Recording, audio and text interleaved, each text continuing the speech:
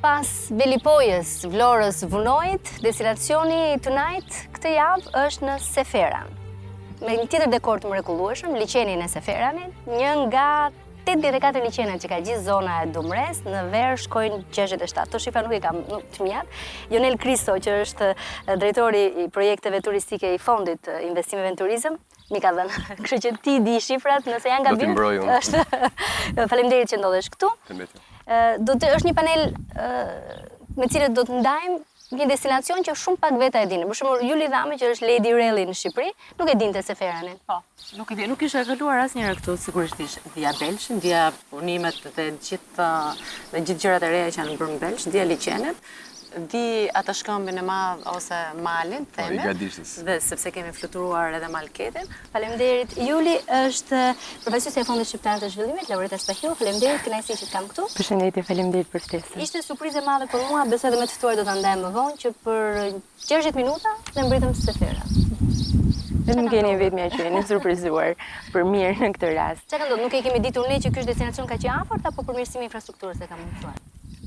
Përmirësimi i infrastrukturës, rruga e re që ka nisur, Cerik, Belsh, Kutrov, Vurave Gurore, është një investim i cili ka filluar që në mars të vitit 2017, është një projekt që ju besua Fondit Shqiptar të Zhvillimit nga programi i investimeve qeveritare prioritare për infrastrukturën. Dhe le të themi që distanca është shkurtuar dhe kjo është impakti i parë dhe i menjëhershëm që ndihet nga rruga. Nuk ka përfunduar akoma, por është në rrugë të mbar. Ti ke ardhur përpara në Seferan apo erdhe për tonight? Nëse nuk do ishte për punën, ndoshta nuk do kisha ardhur. Kisha dëgjuar për zonën e Dumresë, kisha dëgjuar shumë edhe kisha lexuar për liqenet, për bukurit, për produktet bujqësore. Por me thënë të drejtën vetë personalisht nuk e kisha marrë ndonjëherë rrugën për të ardhur. Fatmirësisht puna më solli dhe e zbulova edhe unë, ashtu si juve tashmë. Siç po e zbulojnë dhe teleshikuesit tan tani, dhe në fakt çfarë shihni me këtë panoramë të natyrës nuk është akoma asgjë. Ka shumë të tjera që do të zbulojmë gjatë emisionit. Kam Enea Mustafarajin, ai është pedagog i inxhinierisë ndërtimit në Universitetin e Poka, por në fakt nuk të kam thirrur në këtë cilësi. Të kemi zbuluar rastisht stafi i emisionit nga një postim në Instagram me video të mrekullueshme që i xhiron besoj për shkak pasionit që ke. Patjetër. Faleminderit për ftesën. Është një pasion që unë kam, të bëj fotografi, të vizitoj vende interesante dhe mundohem që ato ndjesi që kam t'i ndaj dhe me të tjerët. Paktën Instagramin e kam përdorur për. E kuptoj. Mirë, përveç pasionit që ke dhe model, se nuk ishin vetëm fotografi, ishin video të mrekullueshme. Ju do t'i shihni, besoj, ne do t'i shfaqim dhe gjatë emisionit. I monton vet, i xhiron vet, çfarë ndodh? Janë të rrezikshme, është vetëm si e përzihet destinacionet, Seferanin e dije? Seferanin jo, është hera parë që po them. Pas kemi zbulim këtë. Pata rastin që të bëhet disa video para emisionit, besoj do bëhet disa tjera pas, në mënyrë që të kem. Është një nga ato destinacione që të ngacmon? Po, është natyra shumë interesante, liqeni, ngjyrat, koha tani domethënë që janë çdo gjë e gjelbër. Besoj që mund dalë diçka shumë e bukur nga aspekti vizual. Gjithashtu edhe është këndshëm goxha.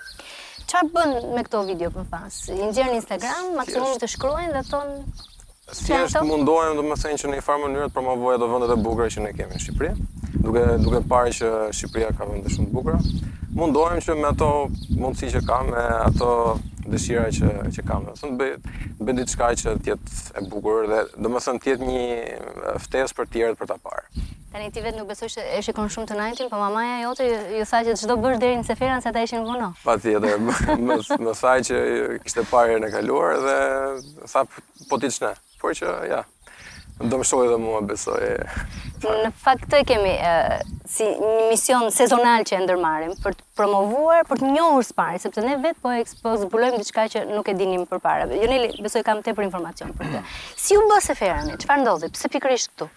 Po, ka patur një trajektore të pa precedent rritja e Belshit si destinacion dhe pastaj e Seferanit si fshat. Domethënë ne kemi arritur që në kaq pak kohë, po nuk flas ne si institucion, po e komplet edhe gjithë puna që është bërë këtu dhe me fondin dhe ne dhe bashkia dhe qeveria, e ka vendosur Belshin në top 3 destinacionet më të vizituara në Shqipëri. Domethënë kur ti e krahason me Dërmiun dhe me gjithë ato destinacionet e tjera, Belshi dhe Seferani është ai si hotspot i turizmit në Shqipëri dhe ajo që është më e rëndësishme gjithmonë është që janë 100% turistë shqiptar. Domethënë nga gjithë Shqipëria e mesme, Tiranë, Elbasan, Durrës, vinë Belsh, që nuk është dëgjuar më përpara dhe ironia është që ka qenë ndër qytetet më të lidhura të gjithë Shqipërisë. Domethënë ka patur 5 rrugë hyrëse Belshi. Pra, Belshi është i mbushur me intrigë, domethënë është i mbushur me përplasje. Është me shumë ironi. Ka qenë qyteti më i lidhur me gjithë Shqipërinë dhe qyteti ndërkohë më i izoluar nga pjesa tjetër, sepse ka qenë qyteti trajnimi. Me 5 rrugë hyrëse asnjëra e shtruar. 87 liqene, asnjëri i shfrytzuar dhe i vizituar. Gjithë burime që ju shikoni, asnjëri i promovuar. Ndërkohë që për brenda natës. Po nuk kanë qenë kështu, kaq të sistemuar, kaq të nxjerrë në pa. Jo, po potenciali ka qenë. Domethënë që në 70-ën është filluar dhe është eksploruar liqeni i Seferanit për shembull. Belshi ka burgun e Belshit për shembull që funksionon sot, po është atraksion i turizmit politik sepse aty kanë kaluar internimin një nga disa prej emrave më të dëgjuar në Shqipëri, që jetojnë edhe sot, është burgu i Kosovës për shembull, që gjysmore që këtej. Kështu që Belshi ka pak nga çdo gjë. Kur thua më përpara nuk ishin të njohura, sa më përpara po flasim? Për sa ka ndodhur për 2 vjet, ka ndodhur gjithë ky transformim. Po, 2 vjet domethënë dhe është përveç transformimit fizik, ajo që është më interesante është se sa vokal është bërë Belshi në mendjet e të gjithëve. Jam i sigurt që edhe ju që s'keni qenë këtu, të gjithë e kanë dëgjuar Belshin. Dhe kjo është shumë arritje që ti të arish të fusësh në mendjen edhe të turistit, po dhe jo të turistit, që Belshi ekziston. Pra e ke vënë në hartë efektivisht Belshin. Një vend që ka qenë. Që kam dëgjuar ka qenë nëpër shkollë kur dinim që kishin liqenet Dumresë. Nuk kam dëgjuar më gjatë këtyre viteve. Nuk e di pse më ishte zhdukur Belshi nga harta, po. Nuk e di të tjerët. Ke pas dëgjuar Belshin përpara? Sami Flashri ka propozuar si qendra kryeqyteti i Shqipërisë. Atëherë kishim dëgjuar. Më vonë edhe ti që merresh me rrugën. Po, kur vjen këtu Ilva, e dallon, e shet pse mund ta ketë thënë ai që Belshi do të ishte kryeqendra e Shqipërisë. Do të shiç çfarë kodra është buta që janë, burim ujor afër ujit, ë. Kështu që e kupton kur vjen këtu. Kishe dëgjuar më parë për Belshin? Nëse shkon për në Gramsh, rrugës për në Gramsh është tabela që thotë ktheu për në Belsh. Ajo ishte hera kontakti që ke pasur me Belshin. Gramshi është një destinacion normalisht. Unë kam fluturuar që para vitit 2000, që në 99-ën dhe që në 99-ën fluturove jeti. Se në atë kohë sa kishin mbaruar fluturuar blundat. Po, përpara se të nisja me makinat, kam fluturuar në parashut, kam qenë grupi i Alketit nga të parët. Dhe Belshi ka qenë një nga destinacionet që normalisht në destinacionet për fluturim. Mbas Llogaras që bie poshtë në palas. Se ka qenë destinacion për shkak të bukurisë? Për shkak jo vetëm bukurisë dhe terrenit për fluturim, që do të thotë nga një hapësirë, nga një lartësi e madhe vjen në një kodër dhe kodra vjen e butë pastaj. Dhe ndërkohë në momentin që ti je sipër, ti shef një mrekulli. Po kështu që unë propozoj që menjëherë mbas emisionit të shkojmë dhe ta shohim atë vend ku kam fluturuar dhe në fakt duhet të shkoj sepse ka shumë vite që nuk kam shkuar. Po patjetër do të vëmë një shenjë aty. Këtu ka fluturuar. Ju ke mbrapa krave, ë? Jo vetëm. Është mbrapa krave. Po, ajo është Marigadisht. Pika më e lartë këtu. Pika më e lartë. Pika më e lartë është. Po. Që janë antenat. Antenat, po. Okej. Po më pas me Belshin s'ke pasur më kontakt? Jo, më pastaj unë kam punuar në momentin që kam punuar në Agjencinë Kombëtare e Turizmit. Belshi ka qenë një nga destinacionet, por normalisht ajo që ishte shumë e rëndësishme për këtu ishte shtrimi i rrugëve, që është e rëndësishme për çdo destinacion faktikisht turistik. Dhe normalisht ne punuam, ishte destinacion për të ardhmen, po punuam për pjesën e produktit që kishim, duke menduar që do bëhet më të ardhmen. Dhe më vjen shumë mirë që vi sot me një rrugë të shtruar deri këtu dhe shumë shpejt. Pas ka dhe produkt për të parë. Lorita, mendohet që në fillim studiohet ky impakt që do t'i jepet zonës? A është brenda pritshmërive zhvillimi që ka marrë për shkak të infrastrukturës? Sigurisht, fundi shqiptar është, domethënë, zona e Belshit dhe zona e Dumresë në përgjithësi nuk ishte një zonë e re për Fondin Shqiptar të Zhvillimit. Më herët ishin ndërmarrë investime në fshatra për të lidhur fshatrat në segmente të shkurtra edhe për të mundësuar lidhjen e fshatrave dhe të fermerëve kryesisht me tregjet, me pikat e grumbullimit dhe tregjet rajonale. Këto ishin ndërhyrje që përkohën ishin të nevojshme. Më pas, shikohet situata, potenciali, pra cili është potenciali që ka një zonë e caktuar. Mund të jetë potencial bujqësor, por mund të jetë edhe potencial turistik. Në këtë rast, potenciali është jashtëzakonshëm për zhvillimin e agroturizmit apo të turizmit të natyrë. Dhe hapi tjetër pastaj është planifikimi i projektit, i investimeve dhe deri në fazën e zbatimit. Dhe me zbatimin përfundoni punë ju dhe marrin pastaj zhvillimin e produkteve turistike të tjerët në dorë. Detyra jonë e parë është që ne të sigurohemi që njerëzit ta zbulojnë vendin, të arrijnë shpejt, të arrijnë lehtë. Banorët lokalë janë ata që të përfitojnë pikë së pari, ata janë prioriteti, dhe më pas çdo gjë tjetër vjen gradualisht. Ku kalon rruga ka zhvillim. Kjo është formulë suksesi e provuar kudo. Tani kjo ndodh vetëm në Seferën apo ndodh gjithandej? Gjili këndon edhe mbas dite? Po, nuk e solla unë që në orën 3. Këndon në çdo orë të ditës që ka dëshirë. Tas është karakteristike e zonës edhe. Shumë afër këtu dëgjova në fakt që kultivonin edhe shafrane? Po, në Dëshiran është një familje, në fshatin Dëshiran, është një familje e cila është ndër të parat, mos them më para fare, që ka filluar kultivimin e shafranit. Është në fakt edhe kjo një produkt i rrugës, po që vjen gradualisht. Që do të thotë vetë fermerët apo banorët lokal fillojnë dhe shikojnë mundësitë që kanë për të rritur mirëqenien e tyre dhe për të rritur cilësinë e jetës së tyre. Dhe një ndër pasojat, nëse mund ta them kështu, apo një ndër prurjet që sjell zhvillimi i infrastrukturës është edhe diversifikimi i produktit bujësor, i kulturave bujësore. Kjo familje, në dijenin time, me sa kam unë informacion, e ka filluar këtë gjë para 5 vitesh. Me iniciativën e tyre, le të themi ishin pionerët e parë, dhe tani duket se po i shkon mirë. Është kthyer edhe në vend pelegrinazhi madje. Të shkosh, të vizitosh fushat e shafranit, të prekësh lule, të këpusësh, është edhe kjo një përvojë më vete që thret njerëzit për të ardhur.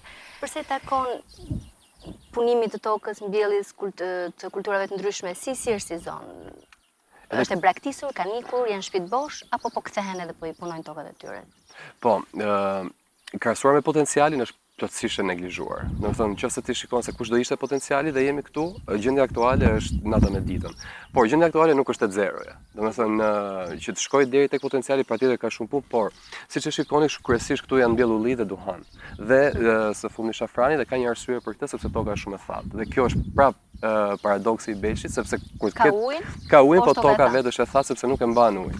Për shembull, vetëm për të ujitur këtë kopshtin që ne shohim këtu, ne ujisim 3 herë në ditë, sidomos tani në verë, sepse toka me përbërjen e saj nuk e mban ujin. Dhe është një fatkeqësi, po ndoshta edhe fatmirësi e Belshit. Investimi për të bërë ujitjen është individual, secilit nuk është i siguruar. Jo, është kanë liqenin aq afër. Individual, pavarësisht, po, është individual. Dhe po, mund të ishte kjo një ndërhyrje pak më e gjerë. Po. Më spaku, këtu nuk pas kemi shumë, po gjithandej shikoni kablot edhe këtyre shtyllat elektrike. Sa e shëmtojnë panoramën dhe pse nuk është menduar ndonjëherë të investohej edhe të ishin zhdukur nga kjo. Po ka nevojë për një infrastrukturë, do të thënë, njësoj siç është investimi i rrugës dhe kanalizimit e tjerë, kjo është investim vetë. Jo, kjo ishte gjithandej, unë e kam parë, e pash në Zona gjithashtu, që gjithë panorama mrekullueshme shpejt, të kesh shtylla elektrike dhe kablo që varen. Jo, ta kemi parasysh edhe këtë. Prioritetet që të kihen parasysh të paktën, sepse e ndikojnë shumë. Patjetër. Do të është pjesë e ndërhyrjeve më të mëdha infrastrukturore, po ndihmojnë shumë. Përse takon ti the pak më herët është e neglizhuar për nga kapaciteti dhe nga potenciali, po mentaliteti. Ku janë kryesisht banorët e zonës? E ndjejnë si një mundësi për të zhvilluar veten, familjet? Ka filluar. Domethënë nga zeroja dhe aty kemi filluar që ta shikojmë, për shembull, kur ne filluam punën të punonim në Seferan, për shembull, ishte shumë e vështirë 2 vjet më përpara, thjesht sa për të futur konceptin që Seferani mund të kthehet në vend turistik. Domethënë edhe te vetë banorët. Pastaj imagjinot dhe tek pjesa. Çfarë rezistencë patën ata? Si reaguan fillim? Turizëm këtu në Seferan, ku ka qenë fshati burgosur dhe politik? Po, ishte pamundur të konceptohej si produkt turistik fshati. Dhe sidomos fshati Seferan, jo vetëm nga vendasit këtu, po edhe nga pjesët që ka rreth e përqark fshati. Ishte pamundur. Për shembull, të pyesësh Elbasanlind për Belshin dhe thua që atje hajdes është vend turistik, qeshin. Do të thënë, më ka qeshur mua pa fund lista. Jo, Tiranësi qeshin me kuriozitet, ndërsa Elbasanlind për Belshit qeshin me pallje. Po jo më. Që kjo puna e konceptimit për turizmin, nuk akoma ne shqiptarët nuk jemi të ndërgjegjur se çfarë kemi në Shqipëri për të promovuar. Realisht ato që ne na duken çuditëra, siç është, domethënë, promovimi i pjesës komunizmit apo burgjet apo qoftë ajo periudhë, Ndërkohë që të huajt e shesin me goxha forcë, ne këtu akoma nuk e kuptojmë dhe e luftojmë. Në fakt mund të themi që është një nga... Ka efektin e dhimbjes, nuk mund ta shohim thjesht si muze për slargu. Nuk diskutohet. Jemi emocionalisht më të përfshirë ndoshta se të huaj. Kjo nuk diskutohet dhe jam shumë dakord. Megjithatë, kanë kaluar disa breza tashmë, që mund të fillojnë të ta shohin ndryshe. Do të shohin një pjesë e historisë të dhimbjes tonë, nuk është të historisë tonë që është e dhimbshme, themi. Por që kjo nga ana tjetër duhet promovuar. Dhe unë e shoh kudo, e kam parë edhe kur punoj në turizëm, po e kam parë, e shoh edhe në Tiranë, aty ku ne nuk na duket, ne tamam vendet tona turistike të reja, i zbulojnë nga të huajt vet, që janë ata që flasin të parët për vende që ne s'kemi shkuar ose shumë veta nuk i dinë. Po flasim me një pasion se unë them për Shqipërinë e ka fjalën, është në një vend që këtu në vendin tonë. Ndërkohë na mendonin njerëz me bisht vinë këtu, habiten gjithë dhe nuk është puna se vinë një herë kthehen, dy herë kthehen me familja të njëjtën gjë, shoh me garat, me makina që ne shkojmë në vendet jashtëzakonisht të fsheta që nuk shifen nga çdo kush. Okej, kur çon rrugën ti mund të shohësh vendin, por në momentin që ne i çojmë turistët ose çojmë garuesit aty ku nuk të shef syri. Dhe ti shef çuditëra, shef një gjë që duhet ta promovosh dhe për më tepër atë autenticitetin themi të vendit tonë, se fundit ne kemi vërtet shumë gjëra të bukura, po dhe gjithë bota ka gjëra të bukura, kështu që ne duhet të gjejmë të veçantën. Është e rëndësishme që edhe ne shqiptarët kuptojmë me këtë që kemi duhet ta shfrytëzojmë. Rrugës që po vija, këtë po shifja që shumë toka nuk ishin të mbjella. Dhe ndërkohë ne duhet ta shfrytëzojmë dhe një nga çunat dhe gocat që unë po vija, po më thoshte mirë i mbollën, po ku do t'i shesin. Pastaj kjo është një diskutim shumë i gjerë, e para dushjem vet, pastaj të gjithë njëri tjetër. E nisim që në fillim, kush do t'i mbjell njerëz. Por ky është unë mendoj që ne jemi në proces. Jemi në një proces për sa i përket pjesës së zhvillimit të turizmit. Dhe më vjen mirë që kemi filluar ta kuptojmë të gjithë, jo vetëm se nuk është e rëndësishme ta kuptojmë vetëm institucionet shtetërore. Por nuk vjen vetëm nga lart orientimi, duhet të jetë patjetër duhet ndikojë. Ne e kemi parë edhe në për shumë komedi që më shumë e promovojnë të huajt Shqipërinë se sa vetë ne. Enea, kur të thuash isha në Seferan, ka një problem për shqiptimin, po e zgjidhëm që është Seferan. Do thonë, çpate kush çoi aty pas ka marrë qafa Ilva? Jam i sigurt që tani shokët e shoqet e mi do kenë akoma një arsye më tepër për të ardhur për ta parë, sepse duke qenë kaq mjafton, domethënë, nëse një person shkon diku, ngelet i kënaqur, ka diçka, ka një histori të bukur për ta treguar, ndoshta një foto apo një video për ta, si thua, dokumentuar, atëherë do jetë diçka atraktive për të ardhur për ta parë. Ata njerëz do sjellin njerëz të tjerë, kështu me radhë, domethënë. Qëllimi paktën me sa mendoj unë është që të bëhet një promovim sa më i mirë në mënyrë që gjithë ngelen të kënaqur, domethënë. Neve kalojmë kohë të mirë për aq kohë sa mund të jemi. Njerëzit që janë banorë këtu mund të marrin disa të ardhura më tepër dhe kalojnë edhe ata një kohë. Një efekt zinxhir pra, të konsumojnë, ata të prodhojnë, të shesin. Në mënyrë që gjithë jemi të kënaqur në fund, se në fund fare domethënë gjithë jemi këtu për të bërë diçka ndryshe, për të kaluar mirë dhe për të jetuar mirë. Kështu si inxhinier ndërtimi të shqetëson ndonjë gjë nga pamja nga këto? Përveç se shtyllat elektrike dhe kabllët që janë. Ajo që më bëri përshtypje ishte rruga që ishte goxha panoramike dhe nuk ndiej efekti rrugës. Ishte mjaftueshëm me gjerë, asfalti ishte shtruar mirë. Shpresoj që nuk do ketë dëmtime siç ndodhi rëndom kur çajnë kanalet për të vënë pastaj shpresoj, jo nga ata që kanë ndërtuar rrugën, por nga njerëzit që do bëjnë përdorimin e saj. Të paktën deri këtu arrie kollaj, nuk kishte pse të thuash që shiko, nuk kam makinë të mira, apo më duhet një forestrat për të ardhur. Domethënë, nëse jemi midis dilemës për të bërë një fundjavë ndryshe, Seferani mund të jetë një destinacion shumë i mirë. Padyshim që po. Po. Neve jemi duke folur për një segment rruge deri në Seferan, por rruga vazhdon deri në urën vajgurore. Dhe nëse juve do vazhdonit itinerarin e rrugës, do shikonit që një pjesa tjetër e rrugës, të paktën deri në pjesën e Dragotit, është e përfunduar, e shtruar me vizime, por nuk dua të them këtë. Dua të them që panorama është akoma më e bukur atje. Dhe nëse mundem rrugës për në urën vajgurore. Rrugës për në urën vajgurore pa mbërritur. Dhe nuk vjen era vajgurësh, thjesht e emri. Panorama është fantastike, është panorama e fshatit, janë kodrat e buta dhe janë të mbjella, janë të kultivuara dhe njerëzit janë shumë miqësor. Ajo çfarë po përpiqem të them është që për të rikthyer pak tek ajo çfarë po thuaj që parë. Unë do ta shikoja pak më me pozitivitet. Çdo gjë ka nevojë për kohën e vet, qoftë edhe ndryshimi i mentaliteteve. Madje ai është ndryshimi që kërkon më shumë kohë dhe më shumë këmbgulje. Gjëja pozitive është që vetë banorët e zonës janë rikthyer bujqësisë, janë rikthyer fshatit, janë rikthyer vendlindjes. Shpresojmë që edhe ata që kanë emigruar jashtë në këto vite t'i rikthehen vendit të tyre, sepse në fund të ditës ata kanë për ta bërë. Politikat që mund të hartohen, infrastrukturat që mund të ndërtohen është një dorë ose është një shtys, por janë ata që janë protagonistët e vërtet të asaj që do zhvillohet dhe të asaj që do të ndërtohet në të ardhmen.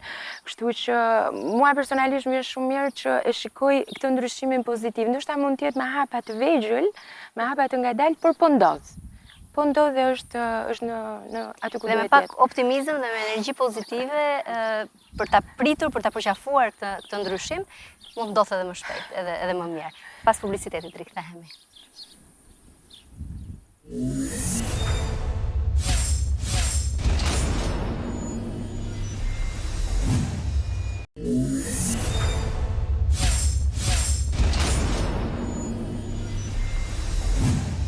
Jemi në pjesën e dytë të këtij tunighti nga Seferani në Belsh, shumë afër Belshit. Po themi në Belsh mërziten këta Seferanit, po jemi afër 3 kilometra diçka e tillë.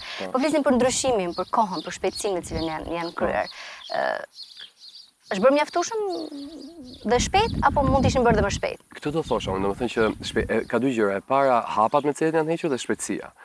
Vërtet ato që tha Juli janë sfida, por në Seferan janë kaluar me një ritëm shumë herë më të madh. Dhe kjo fal disa gjërave, për shembull, fakti që fondi erdhi këtu dhe shtroi rrugët ndihmoi shumë që ne të hynim në këto ndërhyrjet mikroskopike tek në komunitet, ndihmoi absolutisht shumë. Por brenda 2 vitesh dua të t'ja dhe ca shifra, nëse mundet që të shikoj pak. Çka të bëj para se të japësh shifrat, se gjithmonë e kam këtë. Shifrat më pëlqejnë shumë, por nganjëherë kthehen kështu në nuk e kuptojnë gjithë. Ka drita ujë një herë në fshat? Ka patjetër, po. Ka me raste. Apo ka Jo, 24 orë. Ka drita ujë, shumë mirë. Tani shifrat optimiste janë? Dua të them pak efektin, pra çka kemi arritur, jo ne, pra i gjithë ekosistemin në 24 muaj, pra në vetëm 2 vjet. U përmend pak më parë që emigrantët po fillojnë të vinë, ne kemi parë atë. Domethënë dhe shtëpia që ju shikoni këtu ka qenë abandonuar për mbi 10 vjet. Ata kanë ardhur dhe tani e menaxhojnë vet. Mund të ikin dhe të vinë etj me radhë, po është kthyer ky në qendër kryesore për punën e tyre për të ardhurat. Çdo fundjavë këtu vinë mbi 200 deri në 250 vizitor, janë të gjithë shqiptar, të cilët sjellin diku tek $3-4.000 në fundjavë të shtunë të diel në vetëm 3 pika shërbimi. Domethënë vetëm këtu në restoran dhe në pikë tjetër kaq lek. Dhe vinë 300 vetë në fundjavë? Ka patur fundjavë që vinin edhe mbi 300 persona, vinin 6 autobus këtu me turet e Belshit. Të organizuar dhe janë përgjithsisht turizëm vendas, që vinë nga Tirana. 100% turist vendas. Dhe janë nga Tirana apo dhe nga qytetet e tjera? Janë mbi 90% e tyre Tiranës. Po si ka dalë? Nga dihet që në Seferan? Promocion. Domethënë, kur flas për ekosistemin, ne i bëjmë shumë promocion agresiv. Dhe ky është faktori i tretë që mendoj unë që ndihmon në menaxhimin, në marketingun e destinacionit. Promocioni jonë është absolutisht agresiv. Dhe them që ka ndihmuar shumë në ritmin e zhvillimit të kësaj. Jo, dakord, agresiv mund të jetë dhe vinë, po e keni kapacitetin të mbani pastaj të kthehen apo vinë kanë eksperjenca ndryshme? Ka qenë një problem. Domethënë, oferta që ne kishim turistike këtu ka qenë shumë pak më e avarë se sa prurjet që ne kishim. Domethënë, kurioziteti i tregut ka qenë shumë i madh se sa oferta që ne kishim dhe kemi patur këto ngushtimet në kapacitet me kalimin e kohës janë zgjidhur, por që dhe thjesht fakti që këtu vinë dhe interesohen dhe kaq dhe mund të japin një shans të dytë. Për shembull, kur vjen në fundjavë këtu, është qefi jon kur ne s'kemi vende dhe na vijnë akoma njerëz, sepse kur i thua personat që nuk ka vende dhe jo, por mund të jetë qef, po për ata nuk besoj se është qef. Jo, patjetër, është eksperiencë negative. Është por ama në mendje i kanë ngelur që do vi prapë aty që ndodh me ata që nuk gjejnë aftësi, nuk gjejnë mundësi akomoduese, ku shkojnë? Po, ne kemi destinacionin më i afërt nga këtu, ku shkojnë Berat?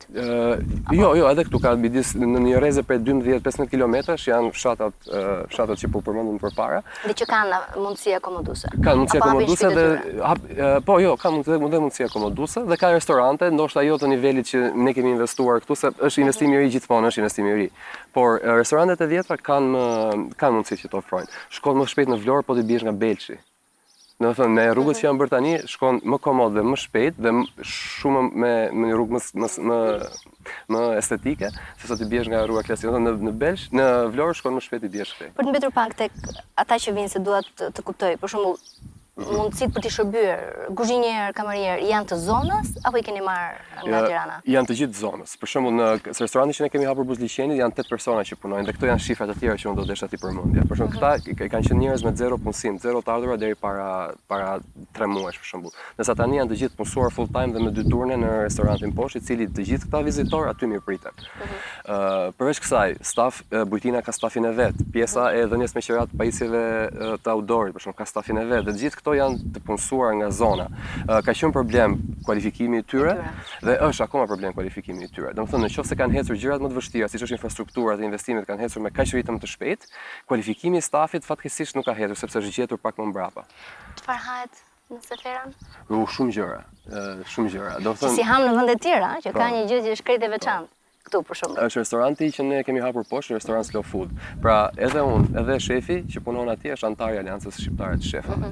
Kështu që ajo që do gjeni këtu është tradicionale, po e impjatuar në fine cuisine ose fine food. Do të thënë këtu mund gjeni kalastren me përshesh ose mund gjeni pul ose mund gjeni peshk, por do ta gjeni në një format pak më gourmet, pak më elegant. Ose kombinimi i shijeve që është bërë. Çmimet janë sipas elegancës dhe gourmet apo janë? Nuk janë çmime fshati, por nuk janë as çmime tirane. Do të thënë janë diku midis që reflektojnë. Kategori që mund ta përballojnë apo për një fundjavë është e përballueshme? Për një overnight, për shtresën e mesme plus minus 5% e shtresa mesme, absolutisht e përballueshme. Çfarë mendon Enea kur vendos dikush të bëjë një pushim, një fundjavë apo qoftë edhe një natë? Nga çfarë elementesh mund të niset? Po, si fillim varet nga periudha e vitit. Domethënë, nëse janë verë apo janë dimër, nëse të pëlqen deti apo të pëlqen mali, të pëlqen natyra më shumë për të shijuar gjelbërimin apo do të hidhesh në det. Ndodh edhe që në verë të mërzitet deti dhe nga që është shumë i ngarkuar dhe i mbi ngarkuar madje do të shkosh në mal. Qëllon që kur është piku turistik ku rrugët janë super të bllokuara, plazhi është super i mbushur, atëherë po mund të shkosh në mal dhe besoj që aty edhe mund të kalosh mirë. Po si element të tjerë, kërkon ushqimin të mirë, kërkon dhomën shumë komode, luksoze, kërkon çfarë e nxisin dikë që të vendos ku do shkoj këtë fundjavë? Mendoj që varet edhe nga kategoria e njerëzve, varet edhe pak a shumë edhe nga mosha e njerëzve. Po të ishte mosha e mamas time për shembull, nuk është se doja lejonte vetes që të ecë shumë në mënyrë që të eksploronte natyrën.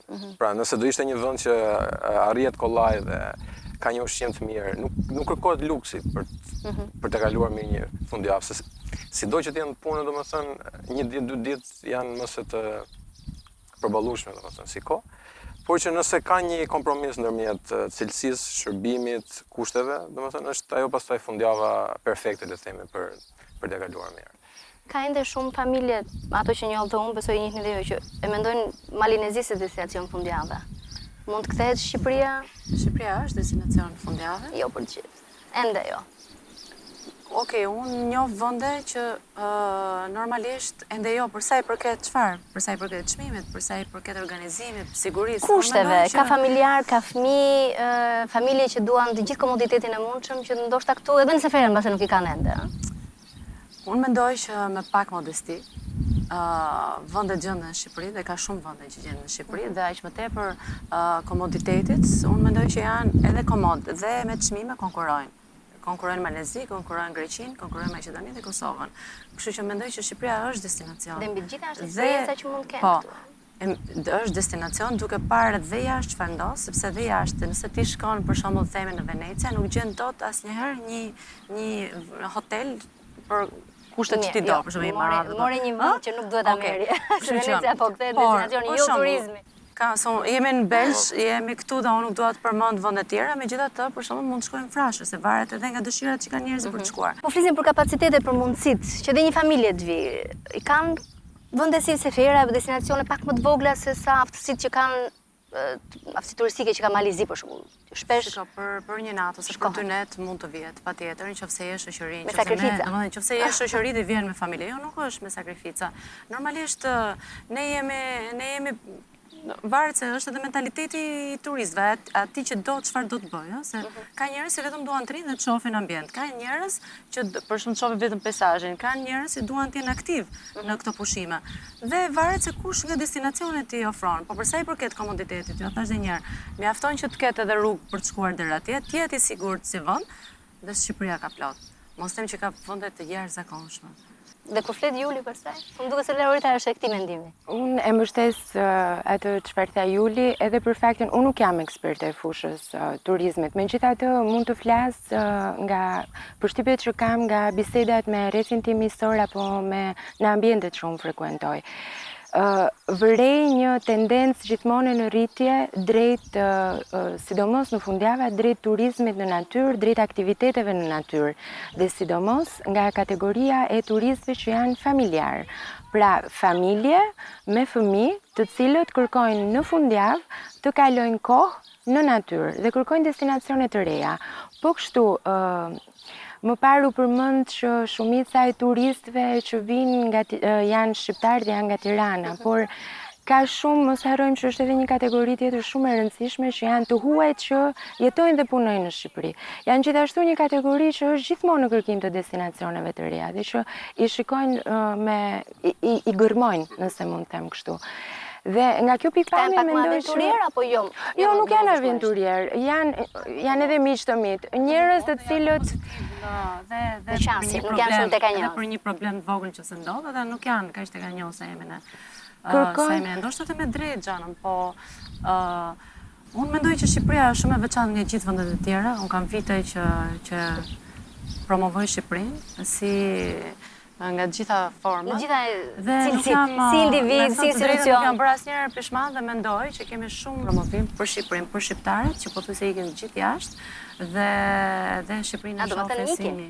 Kisha të drejton që ikin. Ikin, po, pushime duan, atëherë bëjnë një palë pushime dhe duan të bëjnë jashtë. Ndërkohë që ka shumë vende të bukura në Shqipëri, ka çmime konkurruese, ndryshe nga jashtë, ka mos them që dhe ushqimi është konkurrues. Absolutisht po. Për sa i përket Turqisë, Greqisë, në Shqipëri hahet më mirë. Dhe këta e thonë nuk e thënë vetëm unë, e thonë dhe të huaj. Tuajt e thonë, është e vërtet, por kanë dobësi. Edhe unë si ty, Juli, mendoj që Shqipëria është vendi më i bukur në botë, megjithatë duke e parë pak më me realizëm, me optimizëm, por gjithsesi me realizëm, e them unë atëherë. Kjo është temë emisioni tjetër, përse kush është më i bukur në botë? Megjithatë mendoj që ne të parët si vendas kemi nevojë që ta zbulojmë vendin tonë, vendet e reja. Nga ana tjetër, vendet që kanë potencial turistik, po i kthehemi prapë meqense jemi në zonën e Dumresë në Belsh, vetë lokaliteti ka nevojë të zbuloj veten e tij pikërisht për të gjetur atë çfarë është autentike dhe çfarë është e veçantë. Dhe kur kjo shoqërohet me investime të mira në infrastrukturë, siç është në këtë rast rruga që lidh dy qarqet, pra Elbasanin dhe Beratin, i lidhi, integron me njëra tjetrën dhe bashkë me investime të tjera që janë bërë më herët. Por shkurton edhe distancën me Tiranën, me kryeqytetin, ekziston potenciali bëhet i jashtëzakonshëm pastaj, sepse janë jo vetëm familjarët që kërkojnë një destinacion fundjavë në natyrë, por shumë shpejt ti mund të arrish nga Tirana, dalon në Belsh dhe nga Belshi mund të shkosh në Berat për shembull. Dhe atje ke komplet një lloj tjetër turizmi. Mund të bëhet edhe një hartë destinacionesh të ndryshme që ndalojnë dhe vizitojnë jo vetëm direkt Beratin, po ndalojnë në Pra diversifikohet oferta turistike, oferta turistike, paketa turistike zgjerohen. Për shembull, Seferanin ishte gjendej me të pyetur. Me të pyetur gjendej, po. Kështu që është urgjente tani për të gjendur gjendej, po ishte me të pyetur. E ne meqense edhe këtë pjesë jemi ne. Cilat janë vendet në Shqipëri që të kanë bërë më shumë përshtypje? Nga pikpamja vizuale, nga natyra, që do dojtë kthehesh herë pas here. Meqense jemi tek zona afër është Ilva Tare, që është në Gramsh, që është një ndër mrekullitë më të bukura të Shqipërisë, paktën nga aspekti natyror. Kjo është vendi më i bukur që ta bësh në top list nëse unë të pyes, më jep listën tënde, me kë e nis? Domethënë, duke qenë se ishte vendi i fundit që kam qenë, po do them këtë. Bregdeti i Jugut, nëse do flasim pastaj për plazhin dhe pastërtinë e ujit dhe bukuria. Ti filmon me dron? Dhe me dron dhe me GoPro. Me GoPro. Domethënë, mundohen shfrytëzohet të gjitha, celularin, aparatin fotografik, GoPro, dronin. Valbona është shumë e bukur, natyra e Valbonës. Gjithashtu çfarë mund të thoja, Kevi Rodonit është diçka shumë e bukur që është jo shumë larg Tiranës, që mund të shkohet dhe mund të kalohet shumë bukur. Çfarë ka ke Kevi? Është kalaja që është në Po se më shikoni të gjithë tani, mos bëni sikur shkonin çdo fundjavë te Kevi Rodonit. Po ke zgjedhur njerëzit e gabuar. Ti ke shkuar ti jo, ti s'quhesh Po, sigurisht. Po. S'pas kam aleat fare që ngam vetëm te Kepi, bo, gjithë shkak të detyra. punës, e Sotira, Kepi edhe aty për punë. Po don për punë rrezik do përfundoj të shkoj. Po që realisht shkohet shumë kollaj. Këto janë destinacione të lehta për të shkuar dhe për familjarë dhe për jo vetëm për të rinj. Patjetër. Domethënë tek Kepi shkohet deri poshtë me makinë, mjafton vetëm një zbritje e vogël që do duhet të ecësh 100 km. Sotira po ashtu është. Valbona është shumë e bukur. Po Valbon kam qenë, Valbon nuk kanë kohë, disa herë madje. Thethi është shumë e bukur. Që janë vende mainstream le të themi. Ksamili pastaj do thoya që është fantastik, që mund të kesh një variacion gjërash. Ti thua fantastik se ishe nga lart kryesisht, apo dhe kur ishte nga poshtë? Në fakt, këtë vit unë isha në fillim të qershorit. Ksamili ishte rregulluar këtë herë dhe më ka ardhur shumë mirë sepse isha dhe në maj, isha dhe në prill dhe nuk e pash si tani, si para një muaji. Çfarë ka ndodhur? Ishin sistemuar të gjithë plazhet dhe aty kuptova realisht që njerëzit kanë filluar ta kuptojnë tregun e turizmit dhe kishte mund të them dhe në 2 pika, 2-3 pika kishte dhe luks. Edhe mëngjesi ishte sikur e haja jashtë. I serviruar shumë bukur me fruta, me gjitha ata këmbët themi. Dhe ishin sistemuar plazhet, ishin sistemuar çadrat, rruga për të shkuar deri atje. Me njëri tjetrin kishin komunikim.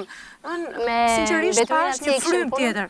Me mbeturinë aty ku isha unë ishte shumë mirë. Përpara 2 muajsh, prap në Ksamil, se mua më zë inati ndonjëherë që rrugës duke shkuar nëpër këto cepat, gjithmonë shoh njerëz që hedhin jo mbeturina të shtëpisë tashmë, por ndërtime, pjesë ndërtimesh. Dhe më vjen kaq inat që e bëjnë këtë gjë dhe unë gjithmonë zihem. Kur është fjala për sa i përket për Kështu ndalon në rrugë dhe zihesh. Po ndaloj, po nuk kam frikë, po s'kam frikë. Po s'të ka ndodhur ndonjëherë aq keq që duke më fal për 50 metra është deti dhe i hedh gjithë mbeturinat që ka rregulluar në shtëpi. E kupton? Sigurisht. Kjo është historia e të gjithëve ne, domethënë ne. Se më dyshim që është e gjithëve. Dhe ndaloj dhe deri tash shoqërizote nuk kam pas asnjë problem. Po je konfrontuar, po jo shumë seriozisht. Po, jam konfrontuar goxha dhe seriozisht. Edhe seriozisht. Po, jo me duar, ose po. Në kuptimin që ka ndërhyrë policia. Jo. Ako nuk ka arrit deri atje. Jo në plotësisht situata? Ndoshta nga që nëse denoncon një gjë të tillë. Apo nuk shkon të denoncon? Po jo, është një gjë. Domethënë është mentaliteti, nuk është ndryshe ndaj këtej, është pothuajse njësoj. Mentaliteti dhe këtë i them dhe unë njerëzve, domethënë pse nuk arrit deri në ato konfrontime me policë, sepse duke i thënë, duke i ndërgjegjësuar dhe duke i folur në një mënyrë që ata të kuptojnë që është e keqja atyre.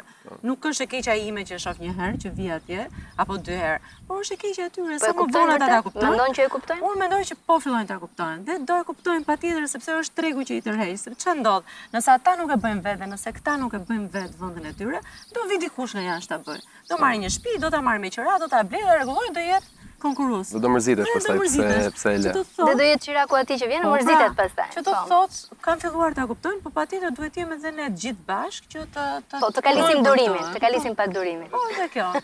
Po e ne. Dhe diçka që ne nuk duhet të jemi patriot vetëm kur luajmë kombëtare, por duhet mundohemi ta shikojmë domethënë pse duhet ikëm Malzi kur mund të kalojmë shumë mirë në Shqipëri. Shkohet një herë për të parë për të hequr kuriozitetin, por që ka vende aq të bukura Shqipëria që mund të shikohet. Ilva doja të bëja një pikë, se ishte shumë interesant. Më fal se nuk të ndërpreva, Jo, okay.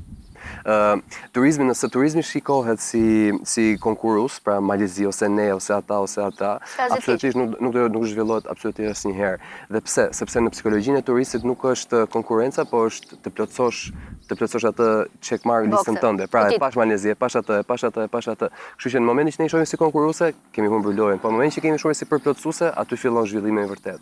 Do të thënë Malizi shkoni sa të doni, dhe 3 milionë dhe gjithë bota shkojnë Malizi, rëndësika të vijë edhe në Shqipëri. Dhe duhet të japësh një arsye atyre që të vinë edhe në Shqipëri, mos ngeli thjesht Malizi. Dhe Seferani nuk është Malizi, po dhomat janë absolutisht shumë komode. Ka një histori ky liqeni këtu. Hajde kurioz, shkon në Budva.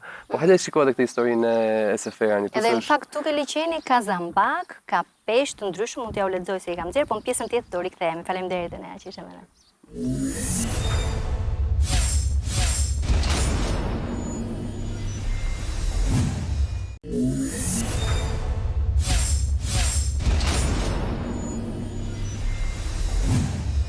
Liqeni Seferani, që po ndishni në pamje, ka një sipërfaqe prej 87.5 hektar. Ka një thellësi 4.5 metra, thellësi maksimale 20.8, sepse kjo është e mesatarja 4.5, gjatësia është 2 kilometra, gjerësi më të madhe 500 metra, gjatësi të brigjeve 5.95 kilometra, shfrytëzohet për peshkim, për ujitje, rritet zambaku, lekoji i bardhë dhe lekoji i verdhë, përbën një liqen fantastik karstik të formuar në veprimin në gjipset e Dumresë, bashkimi disa hinkave. Shefqet, faleminderit që je këtu me ne, është zoti Shefqet Fysa, përgjegjës i projekteve në bashkinë e Belshit. Gjithashtu falenderoj. Kënaqësi që të kam këtu. Kto që thashun për Belshin i dini ju me siguri më mirë se unë me të lexuar i kam. Po i shijoni çka ka tjetër aty? Peshqit. Patjetër, natyrisht përderisa jetojmë këtu në këtë territor dhe i shijojmë. Se s'kam parë asnjë sot aty. As të peshkoj, as të lajë. Ka qenë si rasti, nuk e di. Ka qenë rasti, po përgjithësi dalin. Përgjithësi dalin. Kampionat botror shohin ndeshjet, po.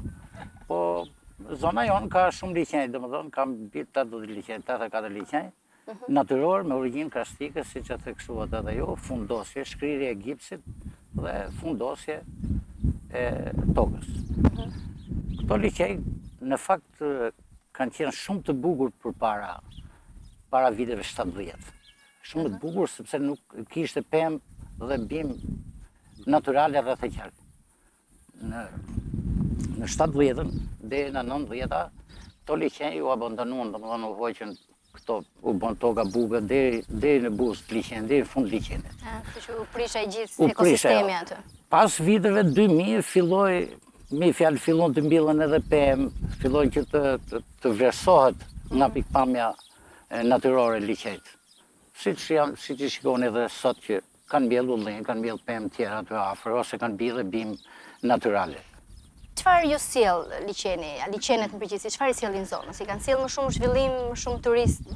Unë mendoj se në fakt, domethënë me këto investime të mëdha që janë bërë në Belsh kohët e fundit, kanë tërheqë vëmendjen e shumë njerëzve, shumë vizitorëve, shumë shokë na kanë marrë telefon, domethënë. Edhe ju kanë të dorë, ç'keni bërë atje në Belsh? Edhe ç'keni bërë, domethënë është vërtet kjo që keni nxjerrë nëpër Facebook, nëpër televizionin, nëpër këto. I kam thënë është shumë e vërtet, hajde urdhëroni. Merë makinën thuaj se për një orë je këtu. Hajde shikoni. Megjithatë, domethënë nuk mund ta them të gjithë kaq bukur, sepse njëri në Elbasan tha që mos e paraqitni kaq shumë bukur se mund të vinë të zgënjehen. I thashun jo, ato që kemi thënë neve janë me të vërtetë. Domethënë, dhe po të fillojmë dhe nga liqeni Seferit që ke këto bujtinat që janë shumë bukura, domethënë që kanë tërhequr vizitor vazhdimisht. Ai lokali poshtë atje, shumë i bukur, një lokal matutje, shumë i bukur. Në Belsh të vesh ndarkë gratë tona nuk pa të ndalë në Belsh, vetëm burra shifja atje. Kurse sot ndarkë po të vesh, besoj se do kesh rastin dhe sone që mund të ishi kafe në Belsh. Po të ketë gratë tjera do rri, për solidaritet. Rrezik ka më shumë gra se sa burra atje.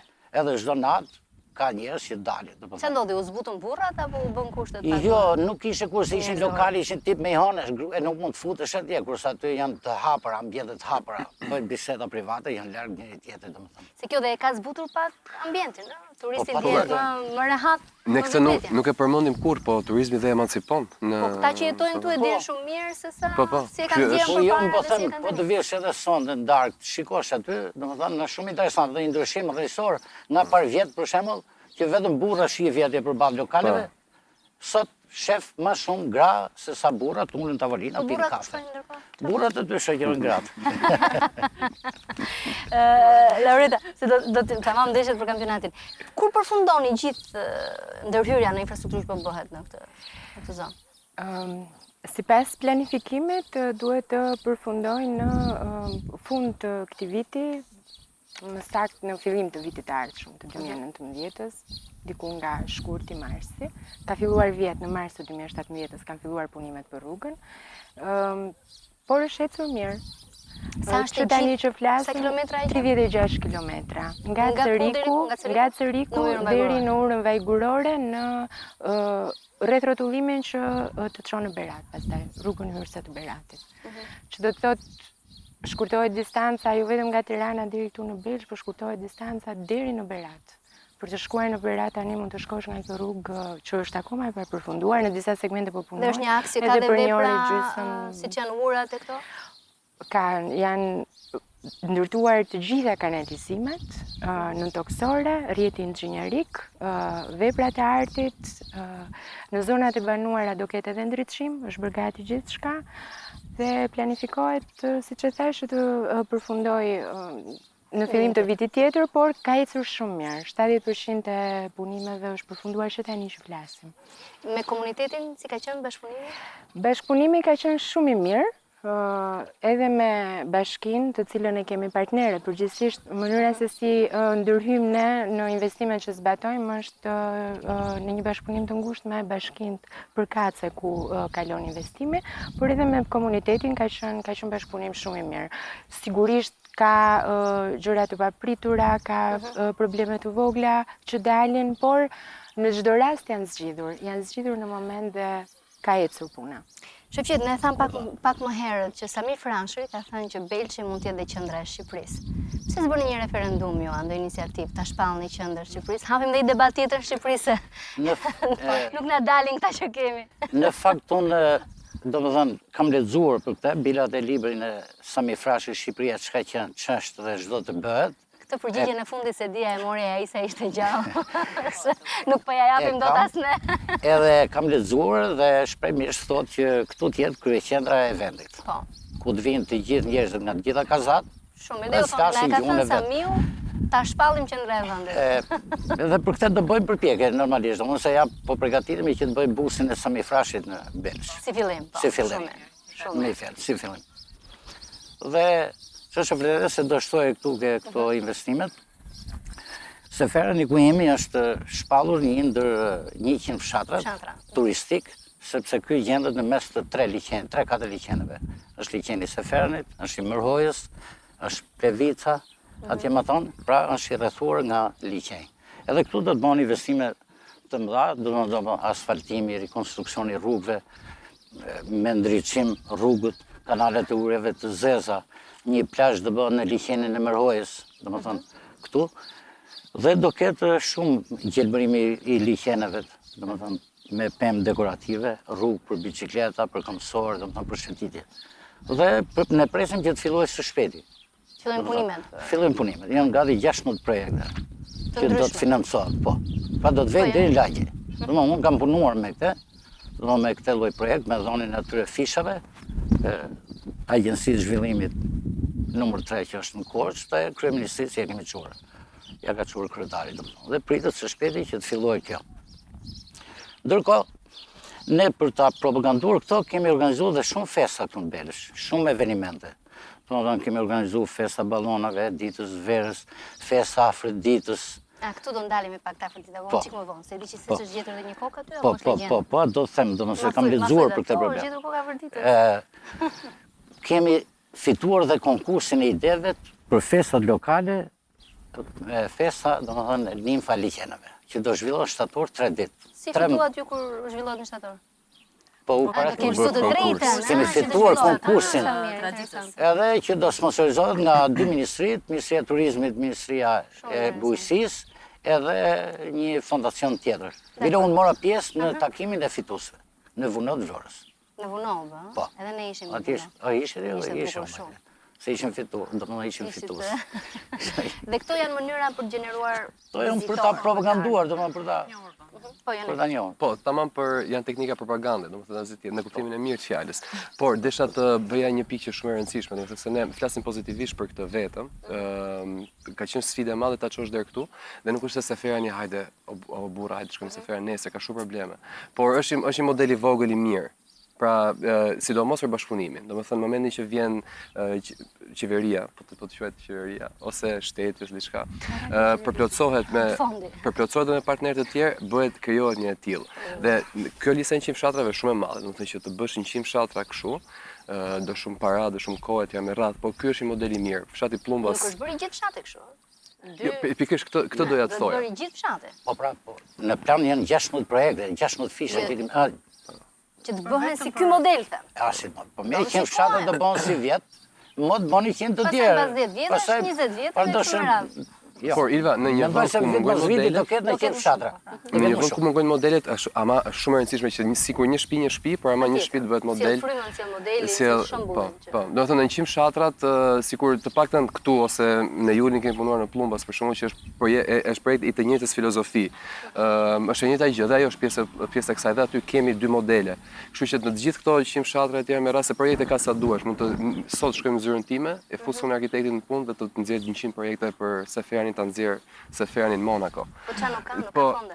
Jo, nuk ka fonde, po edhe të harxhosh gjithë ato për diçka të tillë nuk e vlen domethënë, por le ta bësh kaq, kjo është modelin, në mënyrë që dhe vendasve pastaj t'i japësh, shikoj, ky është modeli, do të bësh shtëpi nesër, hajde bëje, po bëje me këtë sistem, bëje me atë çatim, me atë ngjyrë. Duke i ofruar dhe modelin. Qefqet, po vetë banorët e zonës, gjithë Dumresët, Belshit edhe, siç e thënë vetëm të Seferanin, a vinë këtu, e shohin, e shijojnë, e ndjejnë ndryshimin? Shiko, këtu ka shumë vizitorë, më shumë ka vizitorë edhe në Belsh. Ka dhe nga jashtë, por ka dhe në Belsh. Do më gjithë zonës Dumresë vinë Belsh, sepse Belsh është bërë investimi madh. Do më thënë, ndryshim që unë jam belshak aty dhe edhe përsëri them, kjo është Belshi. Ka ndryshuar në mënyrë rrënjësore. Do të kishe parë se ishte, që të kuptosh që ndryshime është bërë. Po, kemi pas në foto se si ka qenë gjithë, unë kam bërë një profil të bashkisë Belshit vitit 2006, edhe aty kam paraqitur gjitha. Edhe po përgatitur bëj një profil të dytë për zonën e Dumresë. Po bën një lloj atë të Samiut, çka qenë ç'është? Vetëm ç'do të bëhet, nuk e kemi. Po, Samir, dietari i madh. Dhe ka lëvizje njerëzve që vinë, Belsh, shohin, kanë ardhur në Sefera. Çështja është të vinë, të punojnë, të ndjejnë që këtu kanë të ardhmen. A ka një lloj ndërgjegjësimi të tillë apo është ende herët? Shiko, unë mendoj se janë hedh hapat për këtë ndërgjegjësim.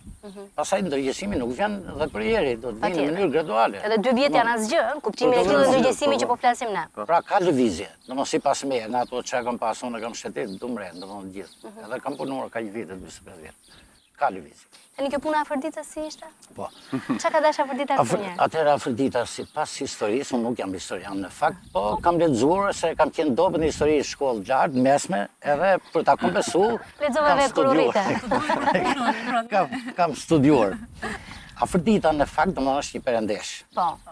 Me fjalë greke, nga Apollonia në Kosovë, në Seferan, dhe në Gradisht, mali Gradishtës që është këtu, dhe del në Elbasan ka qenë një degëzim i rrugës e Gnatja, që vinte nga Apollonia.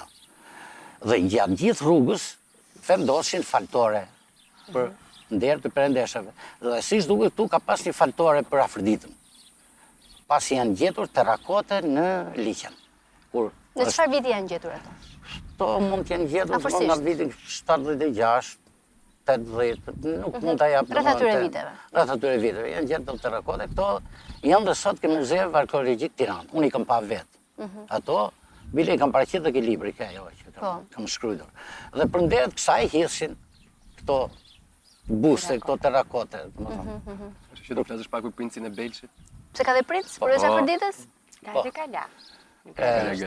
Po po që për princin. Gradishta janë 2, ka dhe lushnjë një gradisht apo në trojën? Në fakt to do të jenë si fjalë slave që kanë mbetur gradisht, që domethënë qytet, domethënë nga kjo. Po ky princi? Gradishta ka qenë një vend banimi lashtë i lirë, i shekullit 3 dhe 5, 3 para Ereson dhe 5 pas Ereson. Dhe ka jetuar një fis i lirë i parthinëve që quhen, që kanë jetuar dhe në Berat, me i kanë qenë komshi. Dhe thuhet që ka qenë fis shumë i pasur. Dhe ka pas një princ, domethënë princ, siç kishin gjithë ato. Tani unë e kam lexuar diku këtë me fjalë që princi i Belshit u gjetën në 76, ju gjetën varri i princit, edhe u transferuar në Tiranë. Atje ekziston. Domethënë është një pavion për princin e Belshit ku ka gjitha mjetet që ka pas ai. Ka pas ardhës ky princi i Belshit? Tani nuk e di sepse i kanë humbur rrugës. Ka një legjendë, ka një histori. Tani mendohet që ka shumë ka shumë trajtime të fjalës Belshit, por ato që kam lexuar unë, kjo duhet të ketë ardhur nga ato që kam lexuar që nga princi Belsh. Domethënë, kështu mendohet që ka marrë emrin e Belshit. Por pas vite po në një kuptim Belsh nuk dihet. Belson, domethënë nga ky emër. Nga emri i princit. Nuk ka ndonjë domethënie si. Nuk ka ndonjë domethënie. Por siç tha dhe ju që kalon e pasardhës, sipas historisë, pas shekullit 5-7, domethënë ra edhe popullsia, domethënë u fut perandoria bizantine dhe jeta u errësu nëpër këto rajone. Kështu që nuk besoj se kalon ne. Ndonjë që thotë jam pasardhës i princit nuk dihet. Po dhe mundet. Rruga që të zbulohet edhe kjo. Gjatë punimeve të rrugës mund të zbulohen. Dhe i gjë kisha për thonë të mos që është shumë interesante. Neve kemi hartu një projekt se këtu në qesie ka rënë një avion amerikan në luftën e dytë botërore. Edhe fshatarët i kanë shpëtuar ato doktorët me gjithë infermierët amerikane. Edhe ne kemi bërë një projekt që të bëjmë një muze për nder të këtyre dhe që të shërbejë edhe për tërheqje. Po keni lidhje me familjet atyre që janë shpëtuar apo s'ka? Po tu i libër, edhe janë emrat, ekzistojnë emrat e personave, domethënë familjeve në Amerikë. Na ka shpëtuan dhe erdhën e morën pastaj? Shpëtuan dhe partizanët i përcollën deri në Greqi edhe ikën në Itali. Se kishin humbur rrugën, ra e dogjën avionin sipas. Shikoj që ka një arsye që na duan amerikanët me ka. Po pra. Po i pas kemi të thella rrjet. Kështu që ne nëpërmjet kësaj tërheqim disa vizitorë.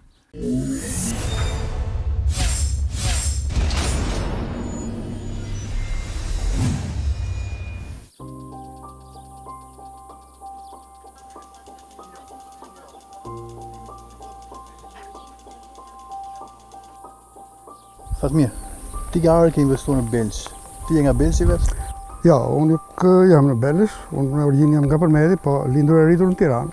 Neve na u dha mundësia që me kursimet që kishim mbledhur gjatë gjithë jetës me bashkëshortën time, na u dha mundësia që të mendonim për një pronë në fshat, po të tillë që të kënaqnim vetveten dhe të shijonim pleqërinë. Ky ishte momenti i parë dhe dëshira e parë që ne u ndeshëm me këtë problem. Me kursimet që kisha thash pak më parë që neve morëm një pronë modeste, të braktisur, fare të braktisur. Ju tash shikoni gjithçka që është lulëzuar, është pilluzuar gjithçka, por do të keni parasysh që këtu ka qenë djerë gjithçka. Të parë do investonim për atë që thash në krye, për qefin tonë, për pleqërinë tonë. Jo se do na mbante kjo ekonomikisht, sepse ne kemi punuar një jetë të tërë dhe pensionat tona janë të mos të mjaftueshme, të thënë të drejtën. Ne jemi të dy inxhinierë. Por erdhëm për të kaluar një pleqëri të këndshme, pse jo dhe me fëmijët tanë, të cilët her pas here filluan të na vizitonin, dhe kështu nisi si një kënaqësi. Përveç frutave, pashi kishe bërë një kantinë vere. Po. Si është vere? Kantina e verës është histori më vete, sepse është kënaqësia e çdo bori, natyrisht qefli pas shoqërisë dhe pas punës dhe pas një pije të këndshme. Në moshën e pensionit, të vish në fshat, natyrisht do fillosh të mendosh të bëj çik raki, të bëj çik verë. Ne kishim familjarisht pasionin e verës. Dhe në shtëpi gjithmonë kemi konsumuar këtë. Dhe të parën gjë që bëm pas blerjes dhe rregullimit të shtëpisë ishte kantina e verës. Tash ja vinë njerëz, vinë mjaft dhe vinë, me thënë të drejtën, konsumatorë elitar, sepse të vish këtu natyrisht do shpenzosh diçka. Ne kemi lënë për ta menaxhuar djalit tonë, sepse tham që ne jemi pensionistë tek e fundit dhe për masat e dimensionet që po merr kjo, aktiviteti që po zhvillojnë këtu nuk është për neve, se jemi në pension i dashur. Ju mund të krijoni dhe vende pune tani. Natyrisht kemi krijuar vende pune, jo mund të krijojmë, por kemi krijuar. Neve kemi të punësuar këtu 4 veta aktualisht. Por në fundjavat, kur ka pik të madh fluks me fjalë njerëzish, këtu shkojnë deri në 8 veta. Ti shkon shpesh në Tiranë? Natyrisht shkoj, sepse Çfarë të thonë se ti njerëzit ikën në Tiranë? Kjo që më thonë, çfarë të thonë që ke ardhur këtu? të kuptoj. Mund të progresojnë? Kjo që më thonë njerëzit, ma thonë vend Tiranë dhe ku vin këtu, sepse tash po ndodh që i takoj më shpesh miqtë e Tiranës këtu se në Tiranë. Dhe më thonë këtë gjë, tashti, bravo të qoftë. Por në krye, ata mund të më gjë dhe mjaft për tyre mund të mos të vi mirë. Në krye më thoshin, pa ti qa bovër, bori dhe pa qdo të shiti mbrejni atjerë. Unë të dëshiroj që këtu të të zhvilluar vetë fshati. Se dhe formati që kam zhvilluar unë është se kur unë jam banor i fshatit. Dhe jo të vinë qoftë dhe fondacione, që t'japin shembuj pompoziteti, se po zhvillohet e po bërë. Por nëse munden vetë fshatarët të edukohen, të binden, të mësohen, të hiqet frika që të merren ata me këtë punë. Dhe me keqja e madhe është që Zot na ruaj nga parallinjtë e mëdhenj, të cilët po e morën vesh mirë këtë bukuri, do bëjnë që edhe mund t'i prej ne.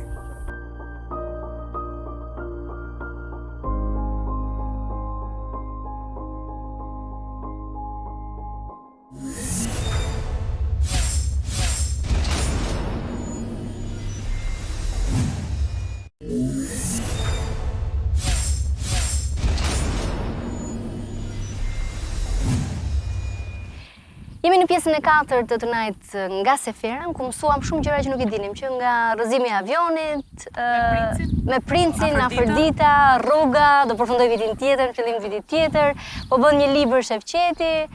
Samiu ka thënë që mund të jetë qendra e Shqipërisë, duhet të jetë. Akoma shpresa që mund të jetë. Vetë Belshi është i pasur me potas, me azot, me fosfor, nga i vjen gjithë kjo pasuri, shfrytëzohen këto ende? Po tokat, domethënë, kanë, domethënë në përbërjen e tyre kanë këto element. Vetëm se këto duhen të shfrytëzuar, domethënë natyrisht E bën kjo më pjellore tokën apo jo? Domethënë për nga prodhimet që edhe patjetër që bën. Se unë në profesioni agronom jam. E po ti këtu na din. Ti këtu fillo folte. Tu jam në fushën time. Tani dalim te agroturizmi. Po. A është e mbjell toka në pjesën më të madhe të mundshme, se nuk po them gjitha, po punohet? Dumresë mund të janë produktet që dalin. Dumresë mund të them që është zona që shfrytëzohet më shumë toka. Çfarë kultivohet më shumë ti? Tu kultivohet nga kulturat e arave që i quajmë ne, kultivohet duhan, po ka rënë për efektet të çmimit të ulët. Po kultivohen, po shtohen bimet medicinale, me fjalë, janë mbjell shumë sipërfaqe të mëdha me ullin edhe me vreshta. Po kështu lexova unë që ka vreshta. Kështu është. Po si e bëni se sigur ujë s'ka shumë, edhe pse keni liqenet. Vreshtat nuk kanë nevojë për shumë ujë. Bile vreshtat që nuk vaditen kanë përqindje lart sheqeri dhe japin vera të cilësisë të lartë, vera të thata. Kurse ato që vaditen nuk mund të përdoren për aktiv edhe për verë, por nuk japin atë cilësi siç janë tokat. Po ullin? Edhe ulliri. Hyn ke ullin të mirë? Po. Me kë konkuroni për cilësinë e ullirit? Shiko, zona jonë është një zonë, si të them, nuk po them bregdetare, pa afër bregdetit. As 50 km nuk është vija ajrore nga bregdeti. Zonë me keni liqenet që duhet bregdeti. Zonë me kota të ulta, që lartësitë janë 139 metra, 239 metra, pa lartësi. Pra kushtet klimatike këtu janë shumë të përshtatshme për zhvillimin e kulturës ullirit. Toka, domethënë, është pak skeletike, por tokën e bën njeriu, me perime, me gjitha. Kështu që po të shikosh, janë mbjellë sipërfaqe të gjëra me ullin. Me ullin ne nuk mund të thënë se konkurojmë, se akoma ato janë sa kanë hyrë në prodhim. Domethënë 10 vjet ka që po millen ullin domethënë në masë. Por cilësia kur shohim, se unë i vizitoj këto fabrikat e përpunimit nga profesioni nga gjitha, i shoh që kanë vajra cilësore. Je pak, domethënë, i përqindje më të ulët vaj, zona jonë, për momentin, sepse edhe mosha ullirit është e vogël, por është vaj cilësor. Është e mirë. Shumë cilësor. Jonel, çfarë produktesh ofrohen lokalin që keni ju për shembull që menaxhohet? Produktet të vendit, produktet, kam fjalën sallatën, perimet, i keni këtu të zonës, i merrni, keni kontraktuar brumeti, vin nga zona? Po, nëse për shembull shkojmë pastaj shohim certifikatat e origjinës për të gjitha produktet që ne përdorim. Se kanë certifikatat e origjinës? I kemi kërkuar ne. Ai keni kërkuar ju? Pra, nuk janë të certifikatat, i quajmë ne certifikatat e origjinës për të që ta dim nga vin ku prodhohen, kush është prodhuesi, atje merret çai herë çasti i ndan. Përdoren në pothuajse 90% vetëm produkte të zonës, pra jo fshatit Seferan, po të paktën të Dumresë. Sepse nuk ka mundësi ti kesh vetëm nga Seferani. Jo, nuk ka më shumë kërkesë se çfarë mund të prodhojnë këta. Po çfarë arrin të sigurojnë? Si jetojnë familjet këtu? Jo, ndoshta shefqeti mund të flasim më mirë për këtë, po janë vetëm mjaftëshme me atë pak prodhim që kanë dhe nuk po flasim për në emisionit. Për shembull, mua më thanë që të shtunën është si ditë feste, se është dita e tregut. Dini ke tregut? Normalisht që po ta them, domethënë në këtë lloj forme, përpara njerëzit mblidheshin ke shkolla natës. domethënë moshave masi marrën shkollën mesme. Tani mlidhen këtë tregu. Jo të gjithë do blejnë, po do dalin, pinë kafe në Belsh, shetisin, njohin, piqen me miq të gjithë. Pra shërben në një farë mënyrë si vend takimi. Kur dalon takimi shtunën e parjes. Dilkan në treg të shtunë. Kështu që juve mund të vini një ditë kur ka treg të shtunëve. Po çfarë ndodh, na shpjego pak se. Tani në treg fshatarët sillin produktet e veta, domate, specie, kujt ja shesin? Banorëve të zonës apo bizneseve? Shiko, ka bizneseve i çojnë lushje kryesisht ato. Domethënë që çojnë, po kryesisht i shesin aty, sepse qendra Belshit për shembull nuk ka tokë.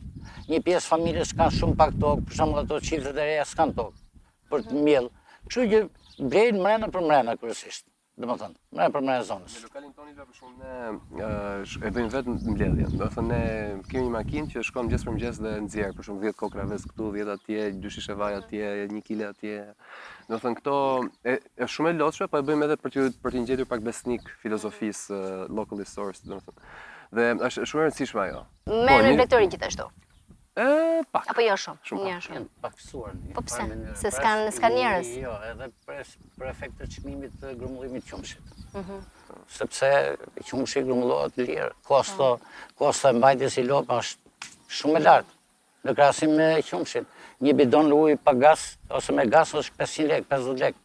1 kilogram qumësh, 1 litër qumësh, 300 lekë, 350. Çka nuk e justifikon koston edhe mundimin? Nuk e justifikon. Pra garon. E di kush është vlera? Vlera është më tepër se sa te produktet që fillojnë nga zero, pra ato produktet nga për shembull qumshi ose këto, është produktet e përpunuara. Për shembull djathi, reçeli, këto lloj produktesh, të cilat janë të orientuara nga ne. Për shembull ne përdorim reçelin atje. Po, dhe dim, kemi bërë prova me 10 familje dhe kemi thënë, ti mund të ma bësh këtë reçel kështu, okej, hajde ma bëj një provë dhe kemi thënë, okej, nga ty dua 10 kg, nga ty dua këtë, nga ty dua këtë. Çfarë prodhon, çfarë reçele të përgjithshme? Shumë të ndryshme dhe sipas sezonit. Reçeli fikut është super i dardhë, të konservuar. Domethënë është e rëndësishme një çfarë ofrohet nga zona dhe e dyta si orientohen nga kërkesa e bizneseve për të mbjellë ato që duan biznesi, se mos shkot mbjellë shkot speca djeks për shembull. Ose diçka tjetër që ne nuk e kemi në menu. Dhe menuja është përgatitur, është ka filozofi nga mbrapa, domethënë është përgatitur duke marrë parasysh klientin, duke marrë parasysh kërkesën, duke marrë parasysh trendin kombëtar, jo thjesht zonë. Juli, më duhet se një nga këto fundjava do të të shohën se fera, ose do më nisësh foto. Patjetër. Unë zakonisht nuk vi vetë. Kam vjen me grup, kështu që të kemi për shembull mund të përgatituni ta përballoni Julin bashkë me kritikat që mund të ketë. E di. 10 veta dhe normalisht janë 10 familje. Kështu që janë dhe 10 celular, edhe 10 social media, dhe unë mendoj është shumë e rëndësishme që të promovohet nga të gjithë, sidomos nga ata, jo vetëm nga ju që jeni këtu, por dhe nga ata që vinë e provojnë dhe promovojnë atë çka ata ndjejnë në këtu ku janë. Kam shumë dëshirë që të shëtis nga një liqen në tjetrin, të provoj si është të kalosh rrugën nga një liqen në tjetrin në këmbë. Nga një liqen në tjetrin? Po shkohet. Do në qitë fuqi, thua? Po, për shembull nga këtu në kam dhe të liqeni me rojës, nuk kam më tepër se 20 minuta, mas kësaj kote. 20 minuta me qa hapi? E llogarisim. Me hapin tuaj. Jo me hapin tim. E rëndësishme është të provohet. Dhe mund t'i bësh disa liqene brenda një dite? Po i bën. Në këmbë. Bile për këtë është planifikuar, domethënë se zonja do të foli, është planifikuar që këto liqenet kryesore që kanë bukuri, për shembull seferën, ti Mërhojës, liqeni Degës, liqeni Marinzës, të kenë një rrjet rrugët lidhse, që vizitori të ketë një paketë, do vinë seferën, do lëviz Mërhoj, pra ti shëtisi këto. Kështu është planifikuar. Përveç liqenit, çfarë mund vizitojnë tjetër? Tani përveç liqenit, domethënë është mali Gradishës që ka qenë vend banimi i lirë. Mund të vizitohet, është një hing në Kosovë, që domethënë ne i thomin atë gjuhën popullore, vedhisje. Është shumë e thellë, 80 metra e thellë. Pra mund të vizitosh pyjet knej në Grekën. Domethënë rrugët, kalimi gjatë rrugëve ka bukuri, domethënë rruga nëpër këto. Kështu që ka pika ku këtu mund të... Vetëm dëshirën, kur tha Laureta edhe? Po diçka karakteristike si gatim në gastronomi, çka ka zona? Tani zona karakteristike, domethënë mund të themi pulën me oris, që është karakteristike që ndoshta edhe vende tjera, po këtu jo me oris. Edhe më shesh, domethënë jelën e detit, atë kanë tradit veten, domethënë kanë nga këto, po nuk e di banë më, po jo, kanë qenë një gatim i vogël që quhet çorb me gjuhën tonë popullore, po ishte shumë e mirë. Domethënë, vinjeshe para gjithë gjellëve, dhe aty do merren gjithë ndaj lugë. Mi po aq u pëlqente sa që nuk e linin tasin ta çonin atje. Këtu duke dalë shpreha që gëntit një lugë çorbe dhe tik turistët që vinë. Turistët mund t'i quajmë, jo si i quanin në fakt. Vizitor. Vizitor, se nuk janë mirëfilli turist në kuptimin që janë vetëm vizitor, ditor. Po. Kur ju lënë ndonjë përshtypje, janë më shumë ti kritika, lavdrime, do kthehemi prap, ç'na bët që na sollët. Një ca përshtypje kështu origjinale. Pra sa mund thuash? Unë kam kuptuar nga puna këtu që nëse personit njeriu t'i jep mundësi të t'japi feedback ose të t'japi përshtypje do jetë negative. Domethënë unë them që jemi të jo ne, po njeriu. Domethënë është përgati ato që kanë bërë përshtypje se çfarë do të ngelin në mendje fundi. Nuk e di njeriu në përgjithësi, se jashtë librat e përshtypjeve janë kryesisht mbushur me pozitivitet. Nuk e di këtu si është, po që ka dhe pozitiv. Ka dhe negativ. Po. Si janë kryesisht ato që thonë që u lën nga ndonjë? Ja, dhe pozitive dhe negative, po ne synojmë të kapim ato negative. Do të shohim çfarë mungonin, çfarë mund përmirësonin, se është në fillimet e veta, kështu që ato po synojmë. Që të rregulloni negative. Po s'ma thënë një gjë që u ka bërë më shumë përshtypje. Qoftë për mirë për keq. Një të mirë dhe një të keq. Natyra për shembull është shumë pozitive, është investimet këtu bëjnë përshtypje absolutisht shumë pozitive. Për shkak se për shembull kemi pasur problem kur vijnë shumë kapacitet, shumë njerëz nuk merr kapacitet aty krijon shumë probleme dhe ngel. Tu do të shtoje vetëm të gjanë që domethënë krahas këtyre që kemi domethënë pozitive, akoma domethënë po tani po afrohen, akoma nuk ka shumë mbështetje kështu për akomodim për restorante, për shembull, hotele, restorante. Dhe kohët e fundit janë afruar dhe biznese për të bërë hotele dhe restorante. Se do vini, ai do vi, ose ja jam unë, jeni juve. Do vini, po në fundit do hashi drejt. Po patjetër. Për këtë lloj pune. Kështu që duhet shtohet kapaciteti i këtyre. Dhe që kanë shtëpi për shkak nuk e hapin për turist? Akoma, domethënë nuk është futur ajo lloj kulture që këto t'i hapin shtëpitë për vizitorët, për turistët. Se nuk duan, sepse kanë frikë, sepse nuk e shohin si mundësi përfitimi. Për momentin nuk e shohin, kjo se do fillojë për shembull, është kjo, do hapi një tjetër atje, pastaj do vinë zinxhir. Pra është e lidhur edhe me këto. Me modelin që me modelin, siç e tha edhe ai. Joneli, keni kërkesa vinë për shembull ju thonë të mësojmë prej jush si e bëni këto apo nuk para ka shumë? Po vinë.